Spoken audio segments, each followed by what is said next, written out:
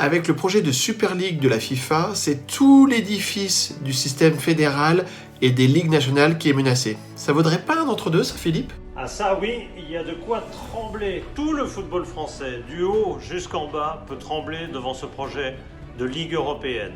Entre deux, monsieur Vincent.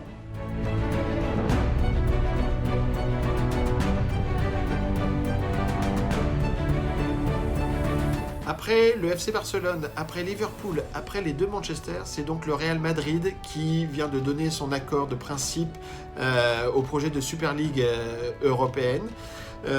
Cette année 2020 restera donc une année très particulière pour le football en général. Une année particulière parce qu'on a vécu un an quasiment sans public dans les stades. Une année particulière aussi parce qu'en fait, les 25 ans de Larry Bosman. Les 25 ans de Larry Bosman, c'est aussi 25 ans d'un football où on a peu à peu perdu l'identité nationale dans les différents championnats. On n'a plus de catenaccio, de football total, de kick and rush. On est sur un football mondialisé, globalisé. Alors, avec cet arrêt Bosman, on a très vite vu une opposition de pouvoir d'achat se mettre en place et un projet de ligue fermée très vite, le projet Media Partner, porté notamment par Silvio Berlusconi. Mais finalement, si cette ligue fermée arrive, ça sera par un ennemi de l'intérieur, ça sera par la FIFA elle-même. C'est ça qui peut surprendre en partie. Alors, ça serait quoi cette ligue ? La ligue, elle serait composée d'une vingtaine de clubs, 15 permanents et 5 invités.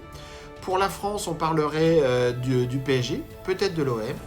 En tout cas, si cette ligue et si ce projet arrive, c'est pas pour n'importe quelle raison et c'est pas à n'importe quel moment. C'est un moment où, à cause du Covid, et en particulier en France, à cause des huis clos et du problème Mediapro, les clubs sont en fragilité économique. Et ce projet vient apporter des garanties financières et donc, voilà pourquoi les grands clubs se disent partants pour aller vers ce schéma-là. Est-ce que ça va changer profondément le visage du football ? Probablement, comme Larry Bosman l'a été, c'est peut-être le deuxième Big Bang pour le football mondial.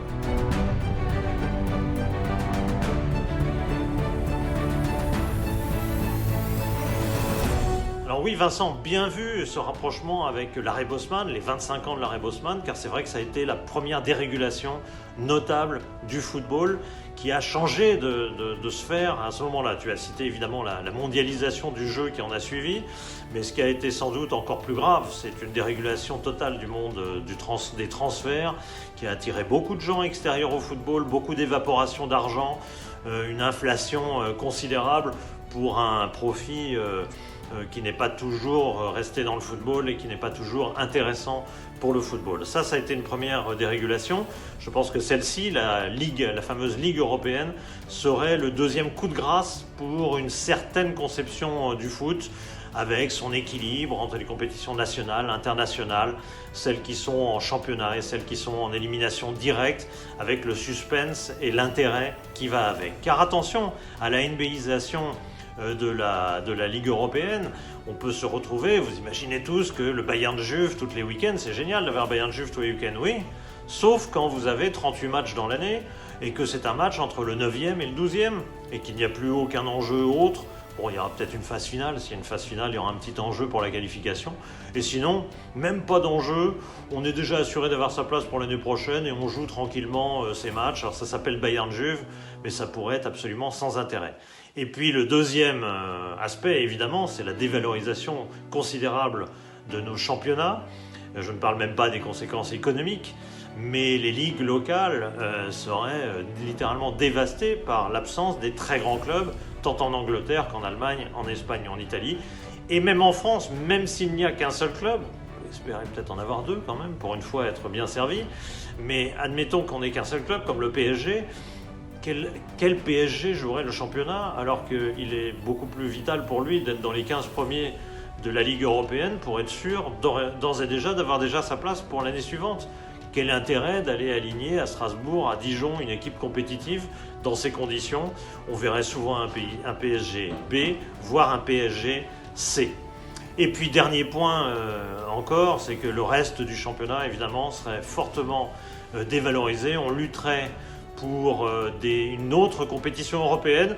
C'est peut-être le seul avantage que j'y vois, c'est que du coup l'Europa League, une compétition européenne, garderait peut-être ce parfum. Alors il y aurait peut-être plus les grands noms qui s'ennuieraient dans leur ligue européenne, les Real, Barça, etc. s'ennuieraient là-bas dans cette ligue européenne.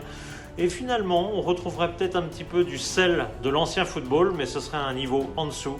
Et il serait quand même extraordinairement dommage que ces deux mondes ne se croisent plus comme aujourd'hui.